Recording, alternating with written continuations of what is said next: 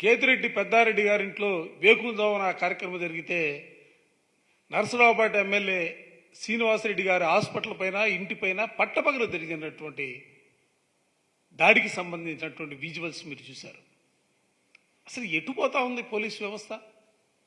ఎవరి ప్రయోజనాల కోసం మీరు పనిచేస్తున్నారో మీరు చదివినటువంటి చదువుకు సంబంధించి ఒక్కసారి ఆలోచించమని చెప్పి నేను ఈ సందర్భంగా కోరుతా ఉన్నా. తప్పుడు పనులు చేసి ఇవాళ ప్రజాస్వామ్య వ్యవస్థలో ఏ విధమైనటువంటి ఫలితాలు ఉంటాయో చూశారు. పల్నాడు ఎస్పీ సస్పెండ్ చేశారు, అనంతపురం ఎస్పీని సస్పెండ్ చేశారు, తిరుపతి ఎస్పీని ట్రాన్స్ఫర్ చేశారు.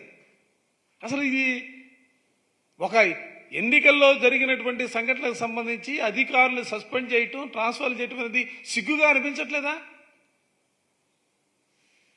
కేంద్రం నుంచి వచ్చాడు Deepak Mishra, police observer, retired IPS officer. ఆయన కనుసన్నల్లో మొత్తం ఇదంతా కూడా ఆయన కనుసన్నల్లోనే మొత్తం జరిగినటువంటి పరిస్థితులు కూడా నిన్ననే ఎన్నికల కమిషన్ గారికి, గవర్నర్ గారికి అందరికీ కూడా మేము మెమోరియల్ కూడా ఇవ్వడం జరిగింది. ఇవాళ వైఎస్ఆర్ కాంగ్రెస్ పార్టీ కోరుకుంటుంది కానీ ఈ రాష్ట్రంలో ఒక ప్రశాంతమైనటువంటి వాతావరణం ఉండాలని మా ముఖ్యమంత్రి జగన్మోహన్ రెడ్డి గారు ఆశపడతా ఉన్నాడు.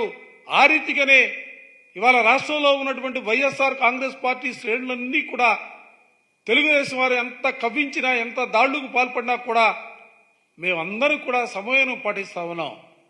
మా సమయాన్ని కూడా మీరు అస్మత్తుగా దయచేసి భావించొద్దని కూడా పార్టీ వేదిక నుంచే తెలుగుదేశం శ్రేణులు అందరినీ కూడా హెచ్చరిస్తా ఉన్నాం.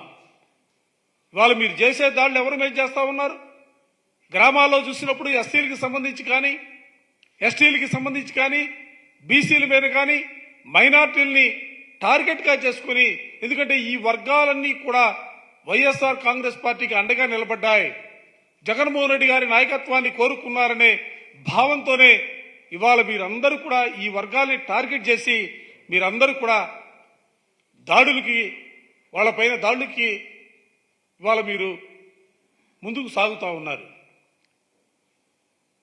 ఇవాళ మొదటి నుంచి కూడా పేదలకి పెత్తందారులకు మధ్య జరుగుతున్నటువంటి ఈ పోరాటంలో ఇవాళ పేదలపైన పెత్తందారులు ఆధిపత్య ధోరణి చూపించడానికి, అడగదొక్కాలనే ఆలోచనతో వాళ్ళందరిపైన కూడా మీరు చేస్తున్నటువంటి దాడులు ప్రజాస్వామ్య వ్యవస్థలో మంచిది కాదన్న అంశాన్ని కూడా ఈ సందర్భంగా గట్టిగా చెప్పదలుచుకున్నా.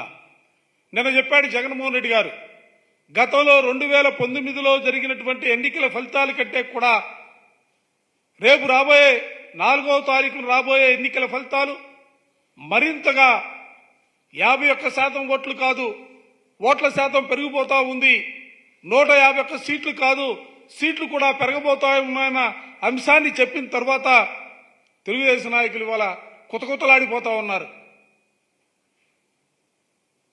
ఎందుకంటే జగన్మోహన్ రెడ్డి గారు చెప్పినటువంటి మాట, ఎందుకంటే 2019లో ఆయన ముఖ్యమంత్రి కాకముందే ఆ విధమైనటువంటి మద్దతు జగన్మోహన్ రెడ్డి గారికి దక్కింది.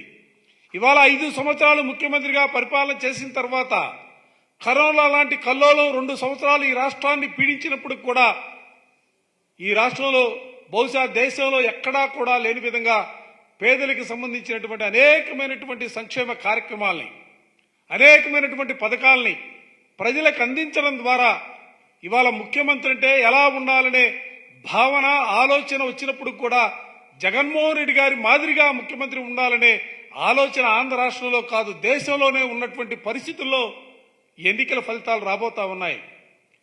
రోల్ మోడల్ కాబోతా ఉంది ఆంధ్ర రాష్ట్రం. సువర్ణ అక్షరాలతో లిఖించే రీతిలో ఫలితాలు రాబోతా ఉన్నాయి. రేపు 4వ తారీఖున రాబోయే ఫలితాలు, ఎందుకంటే ఇది పేదలకు సంబంధించినటువంటి జగన్మోహన్ రెడ్డి గారు సింగిల్ గా ఒకే ఒక మాట, నా వల్ల, నా ప్రభుత్వం వల్ల మీకు మంచి జరిగిందని భావిస్తేనే మాకు, మా ప్రభుత్వానికి మద్దతు ఇవ్వమని పాజిటివ్ ధోరణిలో ఓటు అడిగినటువంటి సందర్భం దేశంలో కూడా ఎక్కడా కూడా లేదు. రాష్ట్రంలోనే మొట్టమొదటిసారిగా చూసినటువంటి పరిస్థితులు. అందుకే ప్రజలందరూ కూడా పాజిటివ్ మూడ్తో ఇవాళ జగన్మోహన్ రెడ్డి గారి నాయకత్వాన్ని కావాలని కోరుకొని